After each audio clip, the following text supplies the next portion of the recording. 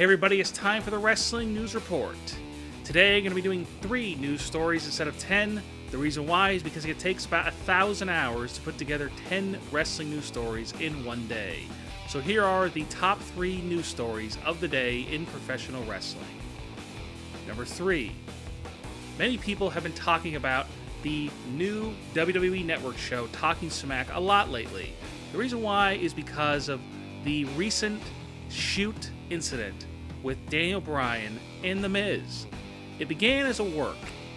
Both of them were just basically ranting and raving about different things. And then, out of nowhere, Daniel Bryan brings up the fact that The Miz wrestles in a very weak manner, like a coward. So this set off The Miz. He went crazy. He went nuts. Daniel Bryan ended up walking away, and The Miz just went off on a tirade about Daniel Bryan, about the fans. So this began to make people think, hey, is Daniel Bryan going to wrestle again? From what I've heard, that this is not going to happen, according to some of the news stories I've read today. Daniel Bryan is not going to wrestle again. This whole Miz-Daniel Bryan feud absolutely means nothing. It's just to fill TV time.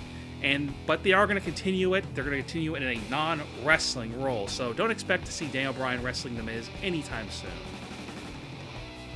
Number 2. Another news story I read today was that Hulk Hogan is actually planning on coming back to the WWE. And this is the WWE who wants him to come back, not just him. According to this story, because of the fact that WWE has been having Hulk Hogan featured in a lot of documentaries and commercials and stuff like that recently on television, on WWE television. This is making people believe that Hogan is going to be returning very soon, and WWE is testing the waters when they show these commercials. So, I don't know. I mean, after what Hulk Hogan did, his tirade, his racist tirade, the whole Gawker lawsuit being in the news and kind of, putting somewhat of a spotlight, and I don't know about a negative spotlight, but just putting a spotlight that maybe WWE doesn't want. So I don't know if Hogan's going to return, but, I hear about these every couple of weeks, these stories about Hogan coming back. Who knows if it will ever happen? Maybe he could wrestle, John Cena, or who knows, Brock Lesnar. I don't know. But he wrestled Brock Lesnar. I don't know. That could be a dangerous match for a guy who's in his 60s. Number 1. The Shield reunion.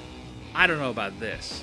So here's another story going around that the Shield could be making a return at possibly one of these dual brand pay-per-views like Survivor Series, Royal Rumble, WrestleMania. So I don't know about this one. I mean, okay, you have Ambrose, who is currently on SmackDown, okay? You have Rollins, who's on Raw, and Reigns, who's on Raw as well. I mean, we did have a Shield reunion about a year or so ago where it was a one-off episode of Raw where they teamed together.